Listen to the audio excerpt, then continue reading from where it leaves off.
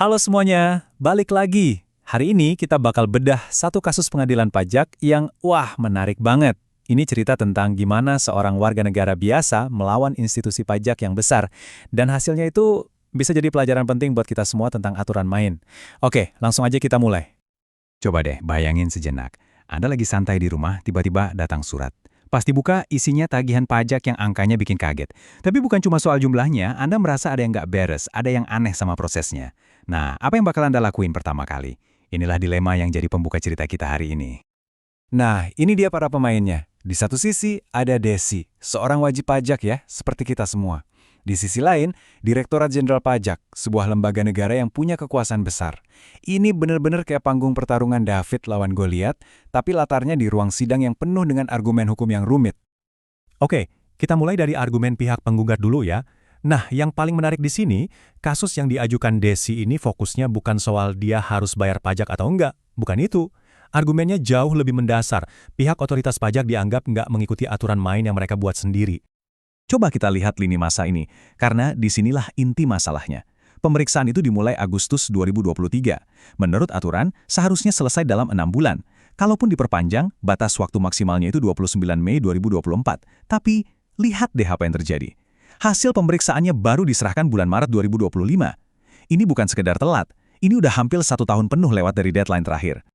371 hari. Menurut gugatan surat tagihan pajaknya itu diterbitkan 371 hari setelah wewenang hukum untuk melakukan pemeriksaan itu seharusnya sudah berakhir. Ini bukan keterlambatan biasa ya, ini lebih dari setahun. Jadi ini dia poin krusial dari argumen penggugat. Tim hukum Desi bilang begitu jam melewati tengah malam tanggal 29 Mei 2024, wewenang pemeriksa itu secara hukum udah hangus, lenyap. Semua tindakan setelah tanggal itu, mau itu ngasih hasil pemeriksaan, ngadain diskusi, sampai ada janji-janji lisan kayak, aman bu nanti dibantu, semuanya itu adalah tindakan ultra vires. Itu istilah hukum yang artinya melampaui wewenang. Logikanya simpel, kalau prosesnya saja sudah cacat, maka hasil akhirnya, yaitu si surat tagihan itu, harusnya batal demi hukum. Tapi tentu saja ceritanya nggak berhenti di situ. Direktorat Jenderal Pajak punya argumen balasan yang sangat kuat. Mereka nggak setuju sama sekali. Nah, sekarang kita lihat dari sudut pandang mereka, argumen pihak tergugat. Disinilah perdebatan hukumnya jadi makin panas. Menurut kantor pajak, ada 2 jam yang berdetak di sini. Jam pertama itu aturan 6-8 bulan yang ada di Peraturan Menteri Keuangan atau PMK. Kata mereka, itu cuma standar mutu internal, semacam target kinerja aja. Tapi, ada jam kedua yang jauh lebih besar dan lebih kuat, Undang-Undang KUP. Nah, dalam hierarki hukum, undang-undang ini posisinya jauh di atas peraturan menteri. Dan UU ini ngasih mereka waktu kali 5 tahun buat nerbitin tagihan.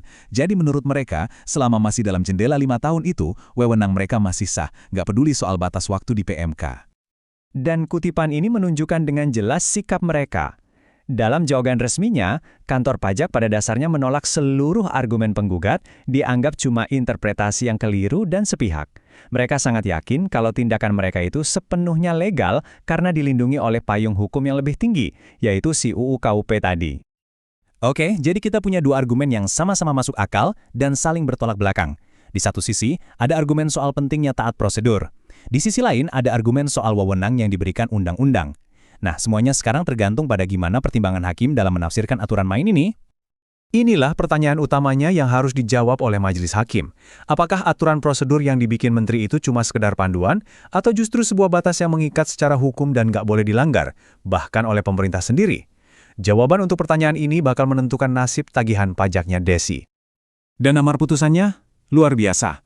Pengadilan pajak memutuskan untuk mengabulkan gugatan Desi, dan bukan cuma sebagian, tapi seluruhnya.